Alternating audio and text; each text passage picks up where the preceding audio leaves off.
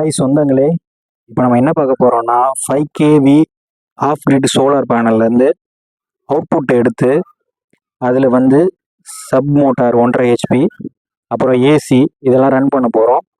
இது பார்த்தீங்கன்னா ஆக்சுவலி ஒரு ஸ்கூலில் ஒரு பாதி ஸ்பேஸ்க்கு வந்து நம்ம எலக்ட்ரிக்கல் ஒரு லைன் இப்போ கொடுக்க போகிறோம். இப்போ இந்த போர்டில் இருந்து என்னென்ன எடுத்துக்கன்னு பார்த்தீங்கன்னா நியூட்ரல் ஃபேஸ் எடுத்திருக்கோம். இது பேக் என்ட்ரி போட்டு பின்னாடி டிபிக்கு போகுது. கிரவுண்ட் எடுத்து கீழே பண்ணியிருக்கோம். இது அந்த மேலே சேனல்லேருந்து எடுத்துருக்கோம். சோலாரோட சேனல்லேருந்து எடுத்திருக்கோம். அதை கிரவுண்டிங் பண்ணியாச்சு. இது உள்ளே பார்த்தீங்கன்னா இது வந்து இன்வெர்ட்டர். ஸோ இதில் இப்போ நம்ம அவுட்புட்டு கரண்ட் எல்லாமே எதுவுமே லோட் கொடுக்கல. ஸோ இதுக்கப்புறம் லோட் கொடுத்து நம்ம செக் பண்ண போகிறோம்.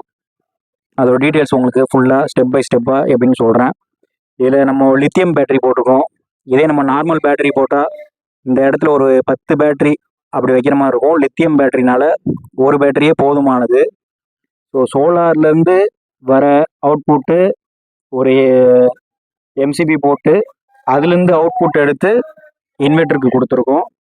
இன்வெர்ட்டர்லேருந்து அவுட் ஆகிறது வந்து நம்ம டைரெக்டாக டிபியில் கனெக்ட் பண்ணி டிபியிலேருந்து நம்ம அவுட்புட் எடுக்க போகிறோம்.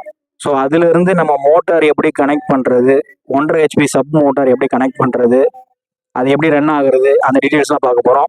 இது வந்து ஒரு 3 phase automatic change over DP இது. ஸோ இதுலேருந்து நம்ம அவுட்புட் எடுத்து இது வந்து சோலாரோட அவுட்புட்டு. ஸோ இதுலேருந்து ஒரு 2 ஒயர் போட்டு, இது ஆக்சுவலி சிங்கிள் ஃபேஸு, இதுலேருந்து ஒரு 2 ஒயர் எடுத்து அதை 3 ஃபேஸாக கன்வெர்ட் பண்ணி நம்ம எப்படி யூஸ் பண்ணுறதுன்னு பார்க்க போகிறோம். வீடியோ ஸ்கிப் பண்ணாமல் பாருங்கள். இது நம்ம வீட்டு தேவை கூட நம்ம யூஸ் பண்ணிக்கலாம். இதில் ஆன் கிரிட் போட்டோம்னா நம்ம அந்த சர்வீஸை வந்து வெளியே கூட கொடுக்கலாம். அதுக்கான நம்ம இபி பில் கம்மியாகிறதுக்கான வாய்ப்பு நிறைய இருக்குது. இப்போ இந்த ஒயர் வந்து நான் சப்போட பேனலுக்கு கொண்டு போகிறேன். சப்போட பேனல் கொஞ்சம் லாங்காகவே இருக்குது மக்களே.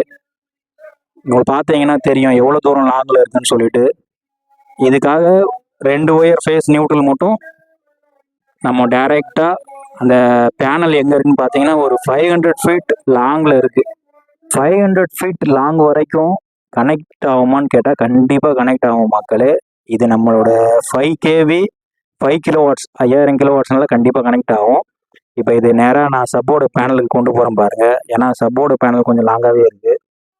இப்போ அது வரைக்கும் நான் கொண்டு போய் உங்கள்கிட்ட காட்டுறேன். அதில் உள்ள ஃபேஸ் நியூட்ரலை டிஸ்கனெக்ட் பண்ணிவிட்டு இப்போ இதுலேருந்து அவுட்புட் ஆகிற ஃபேஸ் நியூட்ரலை நம்ம கொண்டு போய் பேனலில் கொடுக்க போகிறோம். பேனலில் கொடுத்துட்டு ஃபஸ்ட்டு நம்ம மோட்ரு ஆன் பண்ணி பார்க்குறோம். கண்டிப்பாக மோட்ரு ஆன் பண்ணும்போது நம்மளுக்கு 2000 வாட்ஸ்க்குள்ளே கண்டிப்பாக வரும். ஏன்னா அது வந்து 1800 வாட்ஸ் சம்திங் காட்டுச்சு. நான் உங்களுக்கு சோலாரில் டீட்டெயிலாக காட்டுறேன். அந்த பேனலில் எவ்வளோ அவுட்புட் ஆகுது எல்லாமே உங்களுக்கு தெரியும். இப்போ நம்ம மோட்டரோட பேனல் இருக்கிற இடத்துக்கு வந்துட்டோம். இதில் நான் எலக்ட்ரிக்கல் ரா பவரை வந்து டிஸ்கனெக்ட் பண்ணிவிட்டு இப்போ சோலார் பேனல்லேருந்து வர ஃபேஸ் நோட்டில் இதில் கொடுத்துருக்கேன். இப்போ பார்த்தீங்கன்னா உங்களுக்கே தெரியும் மக்களே. நீங்கள் சோலார்லேருந்து அவுட்புட் எடுக்கும்போது கண்டிப்பாக ஒரு ட்ரிப் ஆகிற பிரேக்கர் கண்டிப்பாக போட்டுக்கோங்க. நான் அதில் ஒரு 16 ஆம்ஸ் ஆர்சிபி ஒன்று கனெக்ட் பண்ணியிருக்கேன். அதுலேருந்து அவுட்புட் எடுத்து நீங்கள் டிபியில் கொடுங்க. இன்கேஸ் எதுவும் ப்ராப்ளம்னா உங்களுக்கு இன்வெர்ட்டரில் எதுவும் ப்ராப்ளம் வராது. இன்வெர்ட்டர் வந்து டைரெக்டாக எதுவும் ஷார்ட் ஆகாது. உங்களுக்கு அது ட்ரிப் பண்ணி விட்டுரும். இது ஆட்டோமேட்டிக் சேஞ்ச் ஓவர்னால இதை நான் சிங்கிள் ஃபேஸில் கொடுத்து அது 3 ஃபேஸாக கன்வெர்ட் ஆயிடுச்சு. இப்போ நான் உங்களுக்கு ஆன் பண்ணி காட்டுறேன் பாருங்கள். இப்போ ஆல்மோஸ்ட் நம்ம எல்லா ஒயரிங்கும் இதில் பண்ணிட்டோம். சும்மா டெம்பரவரிக்கு பண்ணியிருக்கோம். அதுக்கப்புறம் நான் உங்களுக்கு ஃபுல்லாக ஃபைனலாக பண்ணதுக்கப்புறம் ஒரு வீடியோ எடுத்து போடுறேன். கண்டிப்பாக பாருங்கள். ஒரு 16 ஆம்ஸ் ஆர்சிபிஓ போட்டு அதிலிருந்து அவுட்புட் எடுத்து டிபியில் கொடுத்துருக்கேன். இப்போ நம்மளுக்கு இதில் பார்த்தீங்கன்னா ஒரு 18 ஃபேனு அப்புறம் சப் மோட்டாரு ஒரு 30 லைட்டு கிட்ட யூஸ் பண்ணிகிட்ருக்கோம். அதோட லோடு வந்து நம்மளுக்கு 3200 வாட்ஸ் கிட்ட காட்டுது.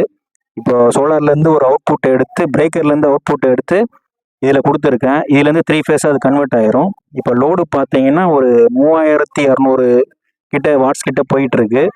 இதில் வந்து நம்ம ஒரு சப்பு மோட்டரு ஒரு 18 ஃபேனு அப்புறம் 30 லைட் கிட்ட யூஸ் பண்ணிகிட்ருக்கோம். உங்களுக்கு அவுட்புட் வாட்ஸ் காட்டுறேன் பாருங்கள். 3259 வாட்ஸ் நம்ம யூஸ் பண்ணிகிட்ருக்கோம். 1 கிலோவாட் பெர் ஹவரில் யூஸ் பண்ணிகிட்ருக்கோம். இப்போ நம்ம ஏசி ரன் பண்ணியிருக்கோம். இந்த வீடியோ பிடிச்சிருந்தா லைக் பண்ணுங்கள், ஷேர் பண்ணுங்கள், கமெண்ட் பண்ணுங்கள் மக்களே. இது 5 கிலோவாட்னால அதுக்கேற்ற மாதிரி இது நீங்கள் வாட்ஸ் யூஸ் பண்ணிக்கோங்க. இன்கேஸ் நீங்கள் ஏசி யூஸ் பண்ணீங்கன்னா மோட்ரு அந்த டைமில் ரன் பண்ணாத மாதிரி பார்த்துக்கங்க. ஏசி, மோட்டார், அப்புறம் ஃபேனு, லைட்லாம் யூஸ் பண்ணும்போது 5 கேவிக்கு மேலே வராத மாதிரி இங்கே பார்த்துக்கங்க. 5 கேவிக்கு உள்ளே இருக்கிற மாதிரி பார்த்துக்கிட்டிங்கன்னா உங்களுக்கு நல்லது மக்களே.